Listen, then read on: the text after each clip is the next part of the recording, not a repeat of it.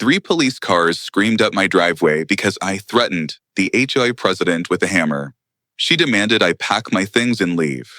But when I placed one item on the porch table, her arrogance vanished. The officers wouldn't meet my eyes. In under 3 minutes, everything flipped. That hammer wasn't a weapon, it was my father's legacy. And the wooden box I opened? It held secrets that would destroy her empire. Let me tell you the Happer family story. This revenge tale will shock you, but it's a story of justice, of community, and of reclaiming a dream that was stolen. Let me tell you about the morning that completely and irrevocably changed my life, and the lives of everyone in Pinewood Estates. The sun was just beginning to peek through the towering, ancient pines of Pinewood Estates as I dipped my brush into the rich, earthy brown paint can for what felt like the 100th time that morning. It was precisely 6 a.m., but my day had started long before at 3 a.m. under the cold, silent watch of the moon. I was already 3 hours into the meticulous process of touching up the exterior of my cabin, the very same cabin I'd spent 2 grueling but rewarding years building from scratch, from the first foundation post to the last cedar shingle on the roof. The morning air was crisp and invigorating, filled with the clean, sharp scent of pine needles and the fresh, promising aroma of wet paint. For a fleeting, perfect moment, everything felt right and peaceful in my little corner of the world. In my left hand, I held my father's old hammer, its handle worn smooth by his grip over decades of work. The weight of it was a familiar and deeply comforting presence, like holding a tangible piece of his memory, a direct connection to the man who had shaped my world. This wasn't just any tool, it was an artifact, a sacred relic.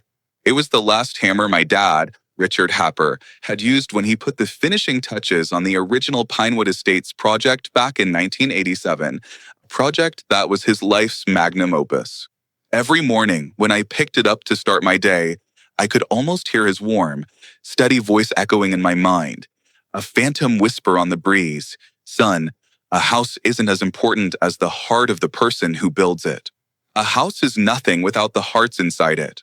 Today, that voice felt especially close, a persistent and resonant hum in the back of my mind.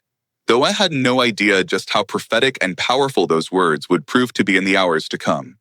I was carefully, almost surgically, painting around the window frame, my focus absolute, when the tranquil symphony of the forest was jarringly interrupted by the sharp, unwelcome click of expensive designer heels on the gravel of my driveway. From the dense treeline, Margaret Thornfield emerged. She moved not like a person taking a morning stroll, but like some kind of suburban predator stalking her territory, her perfectly coiffed blonde hair gleaming like a helmet in the early morning light. Her lips were pursed in that familiar, tight expression of perpetual disapproval, a look she reserved for anyone and anything she deemed to be beneath her exalted social status. At 52, Margaret had not just learned, but had perfected the art of looking down on people, even when they were standing on the exact same level ground. She wore a crisp, immaculate white blazer over dark, tailored slacks, the kind of severe, power-playing outfit that screamed, "I am important and you are not." She carried herself with the unassailable confidence of someone who had never been truly challenged, never been told no, never faced a consequence in her entire privileged life. Her cold, assessing eyes swept over my paint-stained work clothes, my calloused and flecked hands, and the modest, hand-built cabin behind me with the kind of profound disdain usually reserved for something you'd scrape off the bottom of your shoe. "This cabin was never meant for your kind," she announced, her voice a weapon, dripping with the kind of entitled, classist superiority that makes your skin crawl and your teeth ache. "Pack your things and get out by sundown." The added ultimatum, by sundown, hung in the air like a death sentence, an absurdly dramatic flourish straight out of a low-budget Western. I stopped painting, placing my brush carefully across the lip of the paint can. I turned to face her fully, my body language deliberately slow and unthreatening, though I kept my father's hammer firmly in my hand. The morning light caught the tool's worn wooden handle, and I felt a strange, profound calm wash over me. It was the kind of deep, centered peace that comes only when you know, with absolute certainty, that you are exactly where you are supposed to be, Doing exactly what you are supposed to be doing. Good morning to you. To Margaret, I replied, my voice even and steady, betraying none of the roiling contempt I felt. I set down my paintbrush, but kept the hammer, its weight a solid anchor in a swirling sea of her arrogance. I'm not entirely sure what you mean by my kind, but I can assure you, I have every legal right to be here. Margaret's eyes narrowed into icy slits as she theatrically pulled out her smartphone. Her long, manicured fingers, tipped in blood-red polish, were already dancing across the screen, dialing what I knew without a doubt was 911. Legal right, she scoffed, the sound sharp and brittle. You're nothing but a handyman who got lucky, finding a way to rent this place cheap. Well, your luck just ran out. This is a respectable, exclusive community, and we don't need your type bringing down our property values. The way she spat the words, your type, made it painfully clear she wasn't just talking about my profession as a craftsman. She was talking about class. She was talking about an entire worldview built on the ugly foundation of who belonged in her perfect, sanitized little kingdom and who did not. What Margaret couldn't possibly know, what her blinding arrogance would never allow her to conceive, was that I had been meticulously preparing for this exact moment for 2 long years. For 732 days, I had been watching her, documenting her reign of terror, her systematic abuse of power, her cruel harassment of good families who didn't meet her arbitrary and often contradictory standards of worthiness. I had rehearsed this moment for 732 days. The box waited on my kitchen table, patient as a landmine. As she spoke into her phone, her voice took on the dramatic, quivering flair of someone auditioning for a daytime soap opera. Yes, 911? I need police immediately at 47 Pine Ridge Drive in Pinewood Estates. There's a violent, unstable man threatening me with a hammer. He's approximately 6 feet tall, wearing dirty work clothes, and he's been acting erratically all morning. I couldn't help but let a small, genuine smile touch my lips at the pure, unadulterated theater of it all. It was a masterpiece of manufactured victimhood. Margaret caught my expression and, apparently, decided it was irrefutable evidence of my supposed mental instability. Yes, he's smiling at me now, in a very threatening manner. Please hurry. I'm afraid for my safety. She ended the call with a deeply satisfied, triumphant smirk, clearly believing she had just played her winning card. Her smile was venom. They'll haul you out in cuffs, she hissed, her confidence absolute. You'll be the one packing your bags, straight to a jail cell. The sirens, already a distant wail, began to grow closer, their mournful cry seeming to echo through the pines like a funeral march for everything I'd built. The hammer in my hand suddenly felt heavier, not with the weight of metal and wood, but with the immense weight of memory, legacy, and purpose. I looked down at it, my mind flashing back to the last time I'd seen my father use this very tool, his face etched with pride and exhaustion as he put the finishing touches on what he'd hoped would be a true community, a haven where everyone, regardless of their bank account or background, could find their place. You know, Margaret, I said, my voice calm as I pulled out my own phone and started to record. I think I want to document everything that happens next for posterity. She laughed, a sound like breaking glass. Document away. The only thing you'll be documenting is your own arrest for trespassing and assault with a deadly weapon. The wail of the sirens grew louder, more insistent, by the second. Instead of the panic she so clearly expected, I felt something I hadn't truly experienced in 2 long years of watching her reign of terror. It was a feeling of pure, unadulterated, genuine excitement. The moment I had been waiting for, planning for, was finally here. Actually, Margaret, before the police arrive, I think I should go inside and get something. Something that might change your entire perspective on this situation. Her smug expression shifted slightly, her supreme confidence wavering for just a fraction of a second. What could you possibly have that would matter? Some fake lease agreement? A sob story about your hard times. I was already walking toward my cabin door, my father's hammer still clutched in my hand, when I turned back to her. Oh, it's much, much more interesting than that. See, there's something fundamental about this place, about Pinewood Estates, that you really should have researched before you decided to come after me. The sirens were deafening now, and I could see the first patrol car, its lights flashing a frantic red and blue, turning onto Pine Ridge Drive, followed closely by two more. Margaret straightened her blazer, striking a pose, preparing to play the role of the terrified, helpless victim. But I was no longer paying any attention to her performance. My thoughts were consumed by the wooden box sitting on my kitchen table, the one I had been saving for exactly this moment. That box contained far more than just papers and old documents.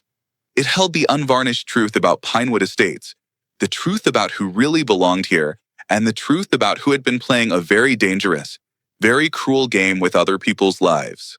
As I reached for my door handle, I called back to Margaret, who was now practicing her distressed victim pose for the approaching officers. I'll be right back with something that will end this conversation once and for all. I think you're going to find the next few minutes very, very educational.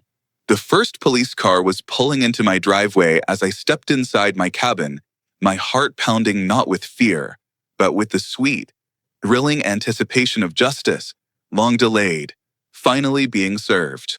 Margaret Thornfield was about to learn a harsh lesson. Some people aren't as powerless as they appear, and some hammers carry more weight than she could ever possibly imagine. The first patrol car pulled into my driveway with a quiet crunch of gravel, and Officer Rick Martinez stepped out from behind the wheel. He was a young guy, maybe in his late 20s, with the kind of careful, observant eyes that told me he learned through experience not to jump to conclusions. The second and third cars followed in quick succession, parking at angles that blocked the driveway, their red and blue lights painting my quiet, peaceful neighborhood in alternating, frantic colors that would have been beautiful if the circumstances weren't so utterly ridiculous. Margaret immediately shifted into full victim mode, a seamless transition into her practiced role.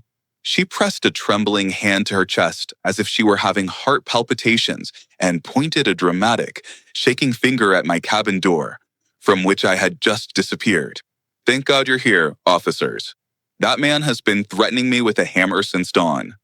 I was just trying to explain our community standards to him, and he became violent and erratic. Officer Martinez stepped out of his car slowly, his hand resting casually on his radio, but pointedly not on his weapon, a small detail that told me he was already reading the situation differently than Margaret had hoped. Behind him emerged Officer Stevens, a burly man with a weary expression, and Officer Chin, a sharp-eyed woman who looked around at the peaceful morning scene, the tidy cabin, the manicured lawns of the neighbors, the birds chirping in the trees, and was probably wondering why they needed 3 cars for what appeared to be a simple neighborly dispute.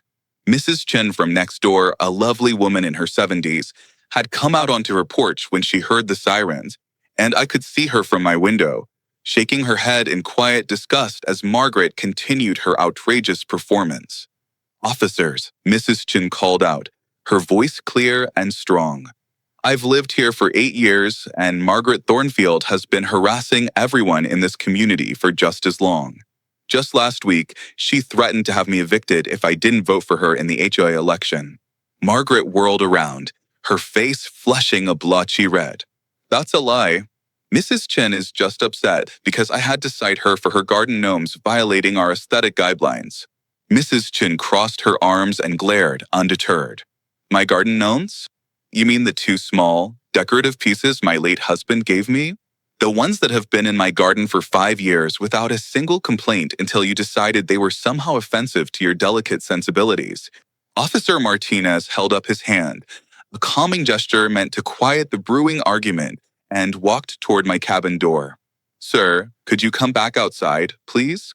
We'd like to talk to you about what happened here this morning." I opened the door and stepped back onto my porch. I was no longer carrying the hammer. Instead, I now held a handsome, dark wooden mahogany box, its surface worn smooth by time, that had been sitting on my kitchen table, waiting patiently for exactly this moment. "I'm sorry for the confusion, officers," I said, my voice calm. I set down my father's hammer, and beside it, the mahogany box worn smooth by 30 years of secrets. I was just doing some routine maintenance on my cabin when Mrs. Thornfield approached me with some concerns about my presence here. I then looked directly at her. "Recognize this, Margaret?" Your HOA forgot to read the fine print. Margaret scoffed loudly, a sound of pure derision. Concerns? I was informing him that his lease has been terminated. This is a respectable community, and we have standards. He's clearly been squatting here, probably paying some ridiculously below market rent to some absentee landlord who doesn't care about maintaining our property values. Officer Martinez looked between Margaret's furious face and my calm one. Then his gaze dropped to the wooden box on the table. Sir, do you have documentation showing your right to be on this property? That's when Margaret smiled triumphantly, a wide, predatory grin, clearly believing she'd cornered me and won. Of course, he doesn't have proper documentation. Look at him. He's obviously just a handyman who found some cheap rental and thought he could get away with living above his means. I couldn't help but smile back at her, a slow, knowing smile that seemed to irritate her even more. Actually, Officer Martinez, I don't rent this cabin. Margaret's smile widened. See, he admits it. He's been trespassing on HOA property. Arrest him immediately. But Officer Martinez wasn't looking at her. He was studying my face carefully. He had dealt with enough domestic disputes, enough he said. She said arguments to know when someone was telling the truth and when someone was performing for an audience.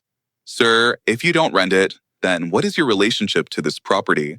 I placed my hand on the wooden box, feeling the smooth, polished surface that my father had so carefully carved with his initials, RH, 38 years ago. Well, officers, that's a bit of a story. You see, this cabin, like every other cabin in Pinewood Estates, sits on land that belongs to me. I own it. The silence that followed was so absolute, so complete, that I could hear a woodpecker diligently working on a tree somewhere deep in the distance. Margaret's mouth fell open, then snapped shut, then opened again, like a fish gasping for air on a riverbank. That's impossible. The HOA has managed this community for 15 years. We have legal authority here. Mrs. Chin started laughing from her porch, a sound of pure, unadulterated delight. Oh, this is rich. Margaret, you've been throwing your weight around on someone else's land this whole time. Officer Martinez stepped closer to the box, his interest clearly piqued. Sir, do you have documentation to support that claim? I nodded and began to open the mahogany box, revealing its contents layer by careful layer. The first thing visible, nestled on a bed of faded velvet, was a photograph of my father and me when I was a gangly 12-year-old. We were standing in front of the original, sprawling architectural plans for Pinewood Estates, his arm proudly around my shoulders. Officer Martinez picked up the photo, examined it, then looked up at me with a dawning look of growing understanding. Is this your father? I nodded, my throat suddenly tight with a surge of emotion. Richard Hupper, the architect who designed this entire community. He passed away last year and left everything to me. Margaret was backing away slowly now, her confident, imperious demeanor cracking like thin ice in the spring. This has to be some kind of fraud. I demand you verify those documents. The HOA has been operating here legally for 15 years. Just then, Mr. Rodriguez, a kind man who lived across the street, appeared, walking over with a look of grim purpose on his face. Excuse me, officers, but I couldn't help overhearing. Margaret Thornfield forced my family to sell our cabin 2 years ago, claiming the HOA had the right to seize it for violations. She said we had no legal recourse. Margaret pointed at him accusingly, her voice shrill. You are behind on your HOA dues. You violated multiple community standards. Mr. Rodriguez shook his head sadly, his voice thick with pain. We were never behind on anything. You just decided we didn't belong here. He looked at Mrs. Chin on her porch. Just like you decided her garden gnomes didn't belong. You took our home over plastic gnomes, over the color of our flowers, over the sound of our children laughing. Behind him, other neighbors began to emerge from their homes, like ghosts drawn out by the daylight, all of them holding the same kind of eviction notices and violation warnings that had driven the Rodriguez family away. Officer Martinez looked from the photograph to me, then back to Margaret, who was now noticeably pale and had stopped her theatrical gesturing. He gave me a slight, almost imperceptible nod and avoided making direct eye contact, as if he was beginning to understand that he'd walked into something much bigger than a simple noise complaint. Ma'am, these appear to be legitimate documents. I think we need to reassess the situation here. Margaret's voice rose to a near shriek. Reassess? I am the victim here. He threatened me with a weapon. I demand you arrest him immediately. But her words were losing their power, falling on increasingly deaf ears as the crowd of neighbors grew, their silent, accusing stares forming a wall of judgment around her. I could see the first real flicker of doubt creeping into Margaret's eyes, the slow, horrifying realization that the game she'd been playing with impunity for 15 years might finally be coming to an end. Officer Martinez was now examining the second document in the box when I spoke again, my voice still calm, but now carrying just a hint of the storm that was about to break. Officers, what you're looking at is just the beginning. Mrs. Thornfield has been operating under some very serious, very dangerous misconceptions about who has authority in this community. And I think it's time we cleared those up once and for all. The mahogany box sat on my porch table like a time capsule, a Pandora's box waiting to reveal its devastating secrets. And I could feel the crushing weight of 15 years of lies, deceit, and cruelty pressing down on this single, pivotal moment. Officer Martinez stepped closer, his professional curiosity overriding his initial caution, as I lifted the lid of the box completely, revealing the meticulous, almost obsessive organization my father had maintained throughout his long and storied career. The first layer, as they had seen, contained that precious photograph of us together, but underneath were stacks of documents, bound in twine and labeled in his meat, architectural script, documents that would systematically dismantle and reshape everything Margaret thought she knew about Pinewood Estates.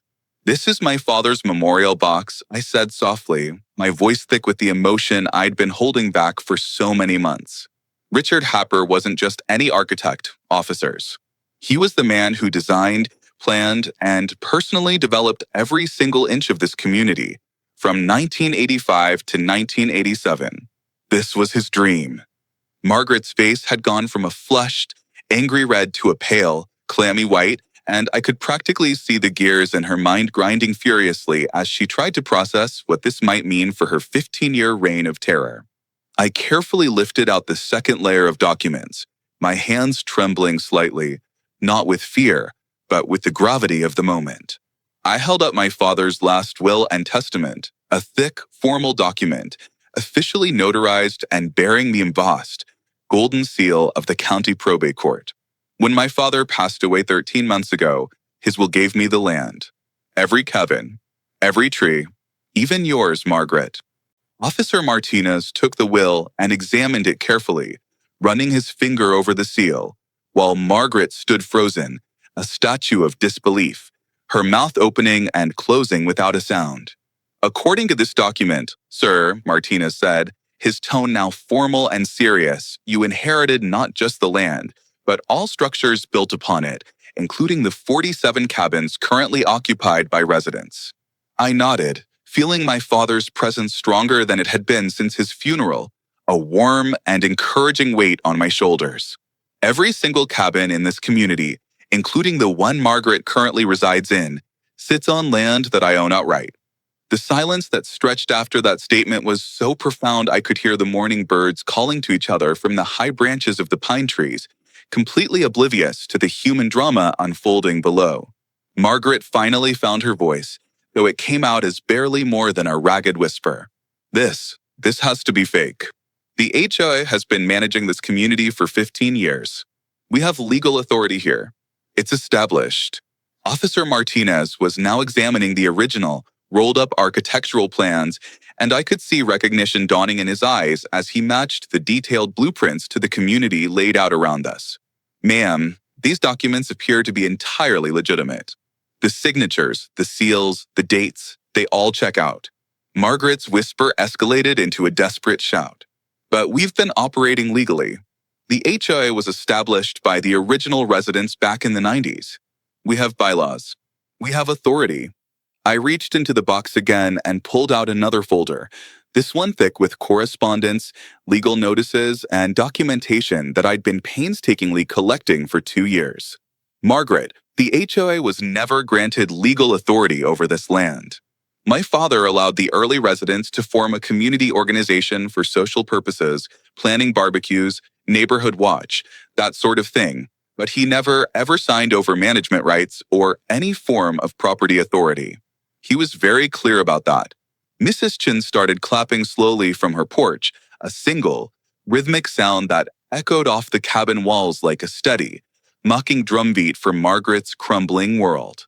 "You mean to tell me," Mrs. Chin called out, her voice filled with dawning, joyous comprehension, "that Margaret has been throwing her weight around, finding people and threatening evictions on land that doesn't belong to the HOA at all?" Officer Martinez nodded grimly as he continued to review the documents, his face a mask of professional focus. "It appears that way, ma'am. If these documents are authentic, and they certainly appear to be, then the Homeowners Association has been operating without any legal authority over the property itself." Margaret was backing away from the porch now, her expensive designer heels clicking nervously on the gravel as the full, terrifying implications of the situation began to sink in. "You don't understand. We've been protecting property values, maintaining community standards, collecting fees for improvements and essential maintenance." I pulled out a heavy, leather-bound ledger that I'd been keeping meticulously for the past 2 years, documenting every single interaction, every fee collection, every threat Margaret had made to families who dared to question her absolute authority. "Speaking of fees, Margaret, let's talk about the $1.2 million the HOA has collected over 15 years from residents for the privilege of living on land they already had my father's permission to occupy." Officer Martinez looked up sharply from the documents, his head snapping towards me. "Did you say $1.2 million?"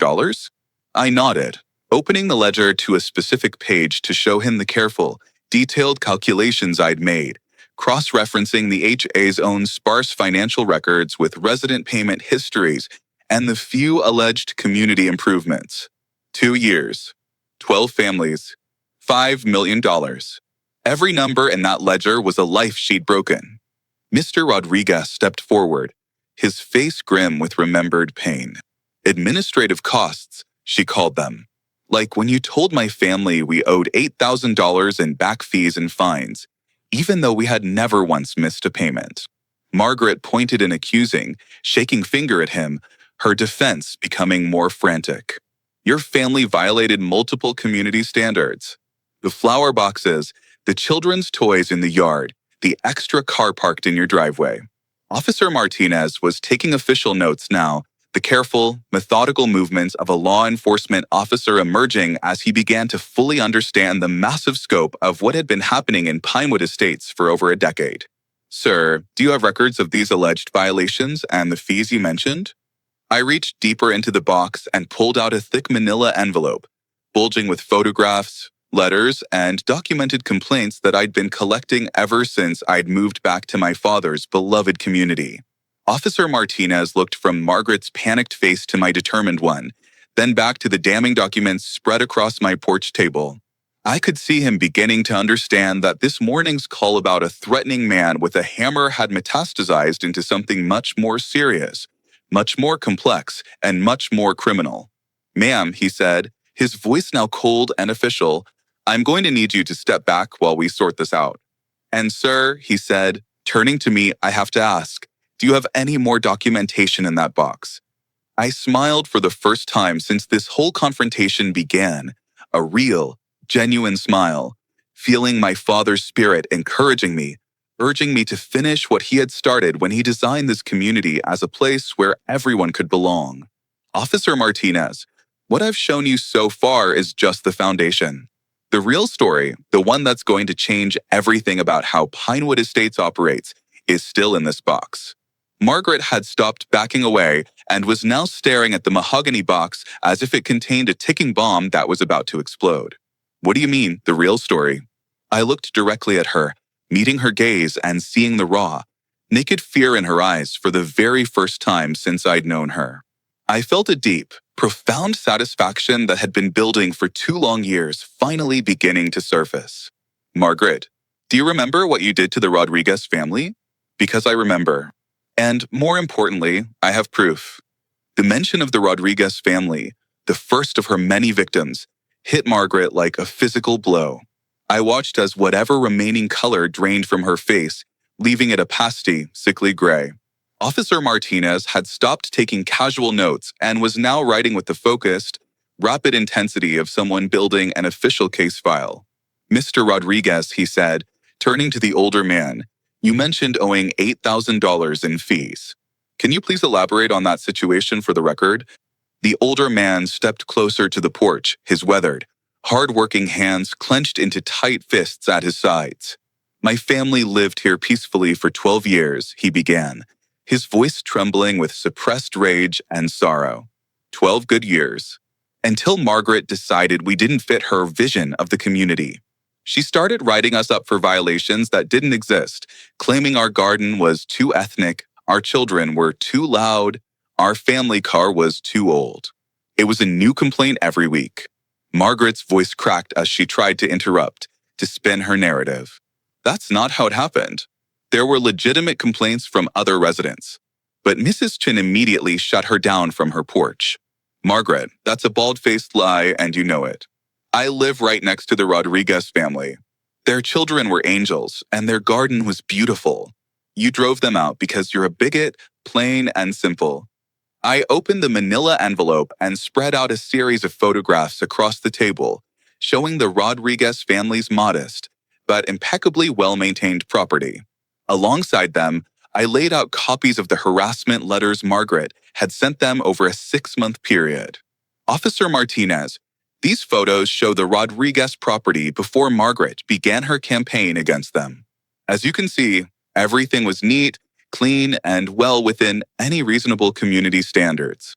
I handed him the stack of letters, watching his expression grow darker and more grim as he read Margaret's increasingly threatening, vitriolic language. Notice how the alleged violations became more frequent and more serious over time, despite no actual changes to the property. This final letter threatened legal action and property seizure if they didn't pay $8,000 in accumulated, completely fabricated fines and fees within 30 days. Margaret was shaking her head frantically, a wild, cornered look in her eyes. They were behind on their HA dues. They violated multiple community standards. I was just doing my job as HOA president. Mr. Rodriguez's voice was steady now, but filled with a deep, resonating pain. "We were never behind on anything, Margaret. You made up those violations because you wanted us gone. You wanted our home." Officer Martinez looked up from the letters, his face a thundercloud. These letters appeared to show a clear pattern of escalating harassment based on highly subjective, if not entirely fabricated, violations. "Mr. Rodriguez, what happened after you received the final demand for $8,000? The older man's shoulders sagged with the weight of remembered defeat. "We couldn't afford a lawyer to fight it. Margaret made it clear that if we didn't pay within 30 days, the HOA would seize our cabin through a lien process. We were terrified. We had to sell to avoid losing everything we had worked for." I reached back into the box and pulled out another thick folder, this one labeled Property Transactions 2020 to 2025, which I'd been painstakingly compiling for 2 years. "Officer, here's where it gets really interesting. The Rodriguez family, under extreme duress, sold their cabin for $180,000 to avoid the threatened seizure. 3 weeks later, Margaret Thornfield purchased it for $195,000 through a shell company called Pinewood Properties, LLC.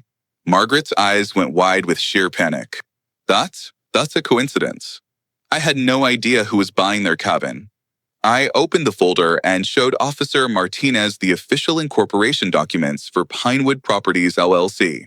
Margaret Thornfield is listed as the sole owner and operator of this company, which she conveniently registered just 2 months before she began harassing the Rodriguez family. The pieces were snapping into place with audible clicks, and I could see Officer Martinez beginning to fully grasp the breathtaking scope of Margaret's predatory operation. "So you're saying," he clarified, his voice low and dangerous, "that Mrs. Thornfield systematically forced this family to sell their home under duress, then purchased it herself at a significant below-market value?" I nodded, pulling out more documentation. That's exactly what happened. But the Rodriguez family wasn't her only target. They were just the first. I spread out a large chart I'd created, a grim family tree of victims, showing 12 different families who had been driven from Pinewood Estates over the past 5 years through nearly identical harassment campaigns. Each of these 12 families was targeted with manufactured violations, threatened with seizure, and ultimately forced to sell. And in every single case, the properties were purchased at a discount either by Margaret directly or through one of her shell companies. Margaret was backing away faster now, her expensive heels catching on the loose gravel as she stumbled slightly. This is all speculation. Coincidences. You can't prove I did anything wrong. Officer Martinez was studying the chart with the intensity of a detective working a major case. Sir, do you have documentation supporting these claims for all 12 families? I had spent 2 years of my life preparing for this exact moment. My documentation was flawless and irrefutable. Officer, I have copies of every harassment letter, every manufactured violation notice, every threatening email and text message Margaret sent to these families. I also have all the property transfer records showing the below-market sales and the subsequent purchases by Margaret's companies. Mrs. Chen called out from her porch, her voice filled with righteous anger. She tried the same thing with us last year. Started writing us up for our garden gnomes, said they violated the aesthetic guidelines. When I refused to remove them, she threatened to fine us $500 per month until we complied. Officer Martinez looked back at Margaret, who was now visibly trembling, her body shaking uncontrollably. Ma'am, is it true that you have been using your position as HOA president to systematically force residents to sell their properties so you could acquire them? Margaret's voice came out as a desperate, strangled whisper. I was protecting property values. Someone had to maintain standards in this community. These people, they didn't understand what was required to live here. I felt the phantom weight of my father's hammer in my memory, the weight of his dreams for this community, and the white-hot anger that had been building inside me for 2 long years finally found its voice. Margaret, my father designed Pinewood Estates as a place where working families could afford to live in a beautiful, natural setting. You turned his dream into your personal feudal empire, driving out anyone who didn't meet your arbitrary, racist, and classist standards of worthiness. Officer Martinez was now calling for backup, speaking quietly and urgently into his radio about potential felony fraud, racketeering, and harassment charges. Margaret heard him, and her panic reached a new, stratospheric level. You can't arrest me. I'm a respected member of this community. I've been the HOA president for 8 years. I reached into the box one last time and pulled out a bank statement that I knew would shatter what little remained of Margaret's crumbling world. Officer Martinez, speaking of Margaret's respect in the community, I think you should see where all that HOA money really went. Margaret's face went ashen as she realized what I was about to reveal. Don't you dare. That's private financial information. But it was too late. The ugly, greedy truth about Margaret's massive embezzlement was about to come to light, and there would be absolutely no going back. The empire was about to fall. And the recording? You'll hear her say the quiet part out loud. Undesirables don't belong here. The bank statement I pulled from the box wasn't just any financial document. It was a smoking gun, a meticulously detailed confession of greed that would expose the true, staggering scope of Margaret's criminal enterprise.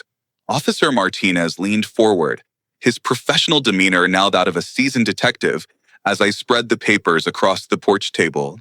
And even from her retreating position near the driveway, Margaret's eyes were locked on the documents like a deer caught in the blinding headlights of an oncoming truck. This is a statement from First National Bank, I explained, my voice steady, showing deposits into Margaret's personal account from her shell company, Pinewood Properties LLC, totaling $3.8 million over the past 5 years. The silence that followed was broken only by the sound of Margaret's sharp, rugged intake of breath and Mrs. Chen's whispered, "Holy Mother of God," from her porch, a sentiment echoed on the faces of the other neighbors who had gathered. Officer Martinez studied the numbers carefully, his pen moving in a blur across his notepad as he calculated the devastating implications. Sir, Are you saying that Mrs. Thornfield has been depositing the proceeds from these forced property sales directly into her personal accounts?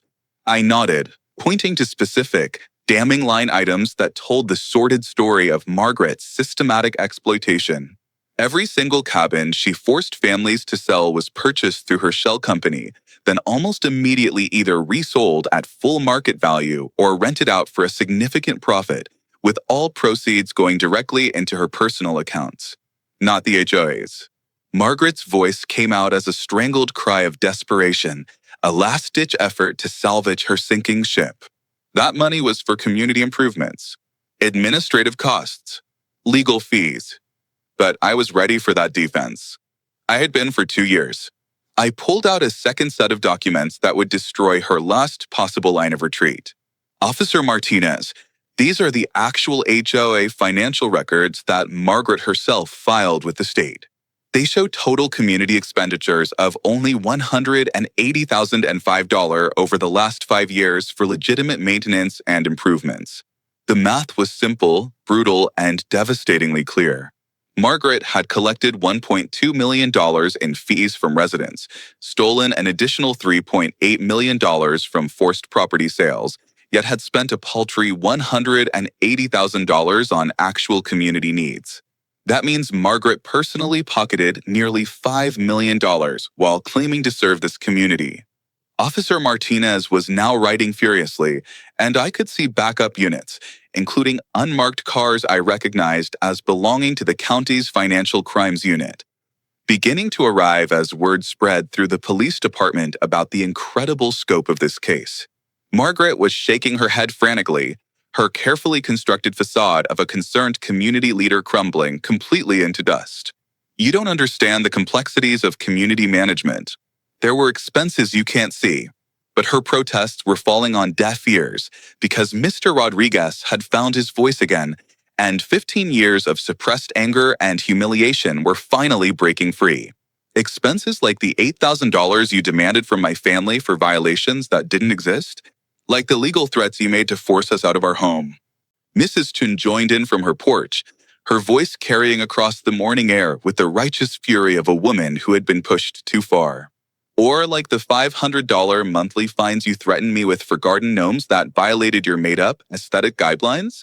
I could see other neighbors beginning to emerge from their cabins, drawn by the commotion and perhaps sensing that something historic, something revolutionary, was happening in their community. Margaret looked around at the growing crowd of faces, many of whom she had personally bullied, intimidated, or threatened over the years, and I could see the final, crushing realization dawning that her reign of terror was finally, irrevocably coming to an end. Officer Martinez finished a call on his radio and turned back to us with a grim, determined expression. "Ma'am, I'm going to need you to remain here while we sort this out. We have financial crimes investigators on their way." The mention of financial crimes investigators seemed to break something deep inside Margaret. She suddenly lunged toward the porch table, a wild, desperate animal, trying to grab the bank statements and other documents. "You can't have those. That's private property. I demand you return my personal financial information." Officer Martinez stepped between Margaret and the table, his hand moving instinctively and professionally toward his handcuffs. "Ma'am, you need to step back and remain calm. These documents now appear to be evidence in a potential criminal investigation." But Margaret was far beyond rational thought now, her desperation making her reckless. "Criminal investigation? I am the victim here. This man has been stalking me, harassing me, threatening me with weapons." I couldn't help but laugh, a short, sharp bark of a laugh at the sheer absurdity of her claims, given everything that had been revealed in the past hour. "Margaret, the only weapon I've been carrying is the truth. And that's proven to be far more dangerous to you than any hammer could ever be." That's when I decided it was time. Time to reveal the final, soul-crushing piece of evidence that would end Margaret's criminal enterprise once and for all.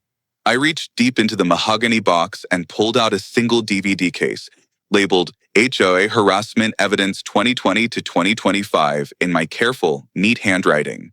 "Officer Martinez, what I'm about to show you will prove, beyond any doubt, that Margaret's operation wasn't just about money. It was about the systematic intimidation and illegal harassment of families she deemed unworthy of living in Pinewood Estates. Margaret's eyes went wide with a new kind of terror as she stared at the DVD case. "What is that? What did you do?" I held the case up so everyone in the growing crowd could see it. For the past 2 years, I have been documenting every interaction, every threat, every harassment campaign Margaret has conducted against the residents of this community. Mrs. Chin started clapping again, and this time several other neighbors joined in, a ripple of support turning into a wave. "You recorded her? You recorded the Iron Fist in action." Officer Martinez looked from the DVD to Margaret, who was now backing away again, but had nowhere left to run. She was trapped by the very community she had sought to control. "Sir, what exactly is on that recording?" I felt my father's presence stronger than ever as I prepared to play the final winning card in a game that had been 2 years in the making. "Officer, this DVD contains hours of video and audio evidence of Margaret threatening 12 different families with property seizure, using vile racial and economic slurs, and explicitly stating her intention to drive certain residents out of this community through manufactured violations and targeted harassment." Margaret's face had gone completely white, and she was shaking so badly that I thought she might actually collapse. You secretly recorded private conversations. That's illegal. That's entrapment."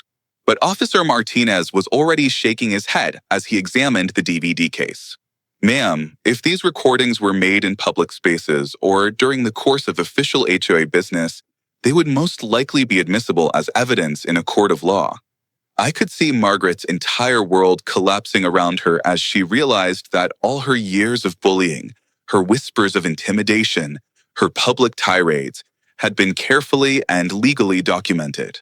"Officer Martinez," I asked, my voice ringing with finality, "would you like me to show you the most damning piece of evidence?" The recording where Margaret explicitly outlines her plan to force out what she calls undesirable elements from Pinewood Estates. Margaret let out a sound that was part sob, part scream, a primal cry of a queen being dethroned. "You can't do this to me. I've built this community. I made it what it is." I looked at her, and for a moment, I felt a flicker of pity mixed with the profound satisfaction. "Margaret, you're right. You did make this community what it became, a place where good people lived in constant fear of your arbitrary, hateful judgment. But that ends today. This was the moment I had been building toward for 2 long, arduous years. The climax that would bring Margaret's reign of terror to its final, devastating, and public end." Officer Martinez held the DVD case in his hands like he was holding evidence that could topple a small government. And the growing crowd of neighbors sensed that they were about to witness something that would change Pinewood Estates forever.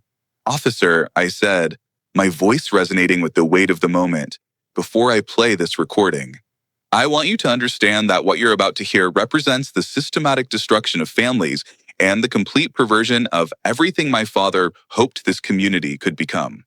Margaret was hyperventilating now, her hands pressed against her chest as she struggled to breathe. "You can't play that. It's taken out of context. Private conversations aren't meant to be public." But Mrs. Chin shouted from her porch, her voice full of righteous, long-suppressed anger. "Private? You threatened my family in broad daylight in front of half the neighborhood."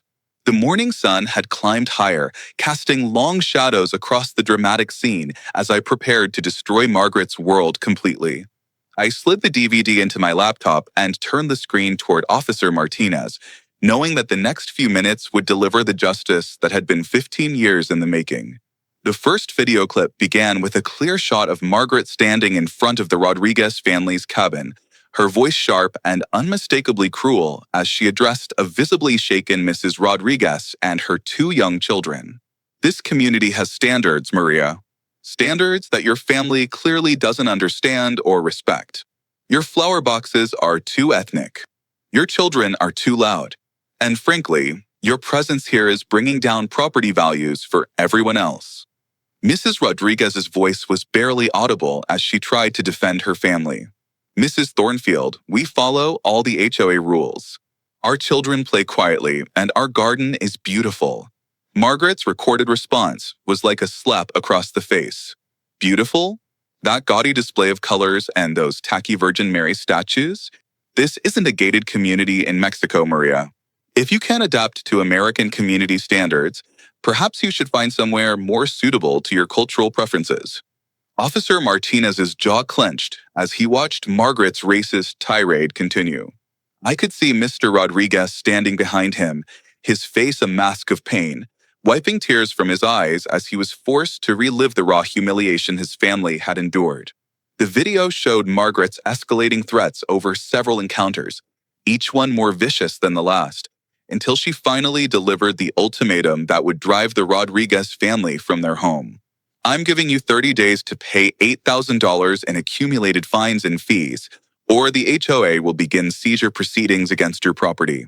Margaret's recorded voice continued with a cold, chilling satisfaction. And don't even think about getting some cheap Mexican lawyer to fight this, because I have connections throughout the county legal system that will make your life a living hell. The recording captured Mrs. Rodriguez breaking down in sobs while her children watched in wide-eyed confusion, not understanding why this angry woman was making their mother cry. Officer Martinez paused the video and looked at Margaret with a look of pure, unadulterated disgust.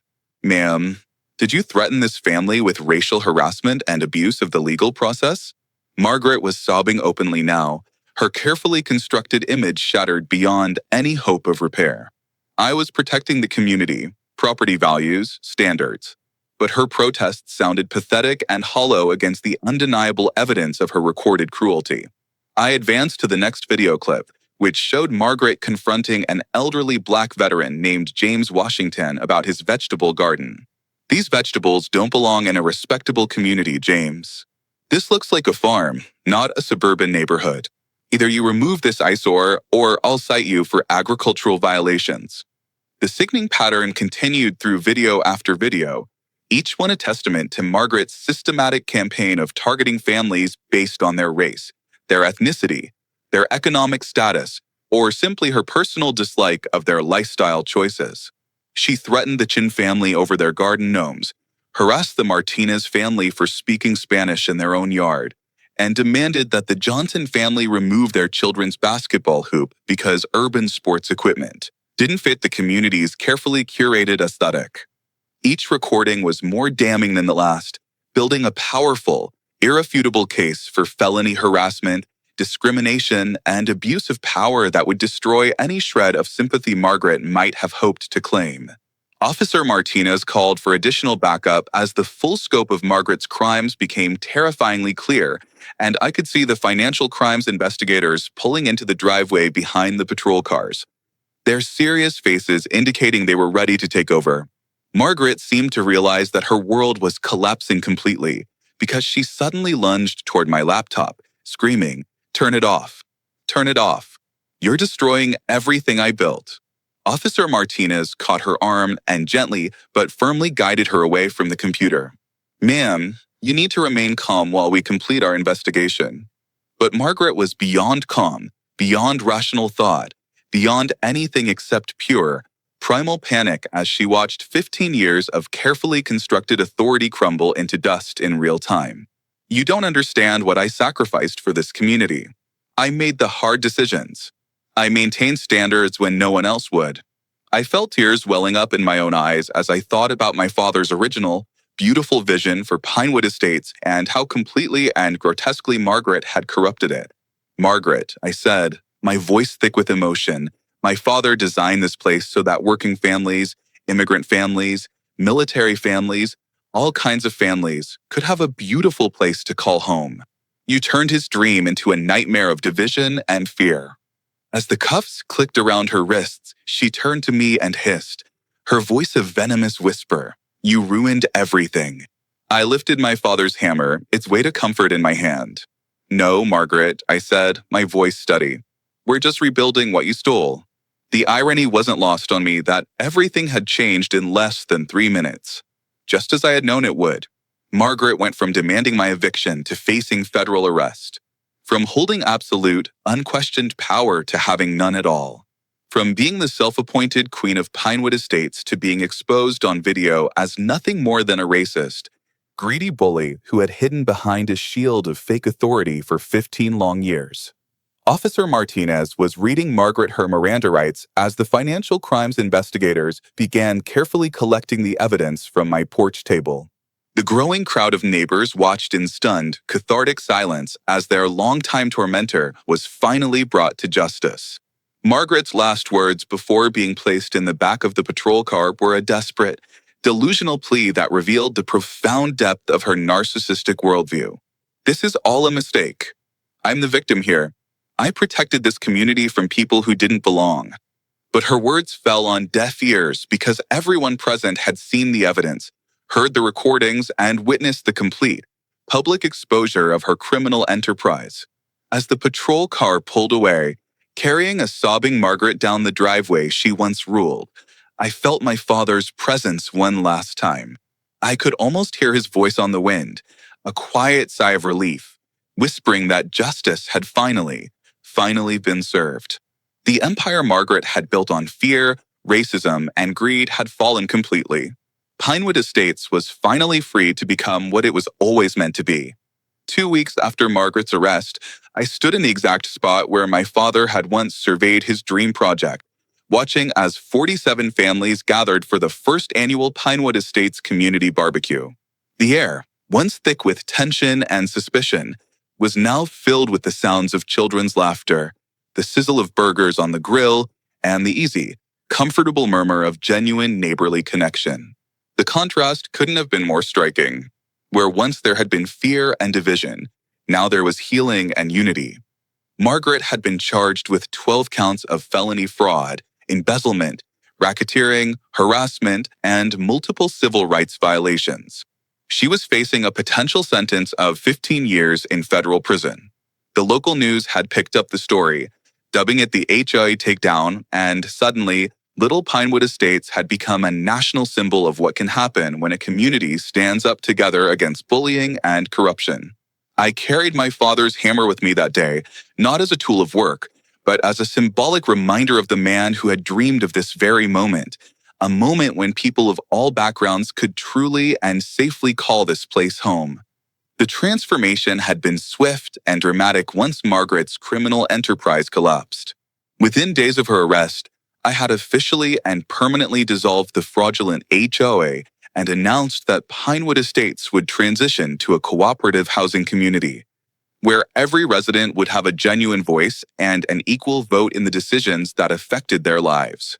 The nearly $5 million that Margaret had stolen was in the process of being recovered through asset forfeiture, and every single one of the 12 families she had driven away was being invited back, with an offer they couldn't refuse: lifetime residency in their old homes for $1 per year.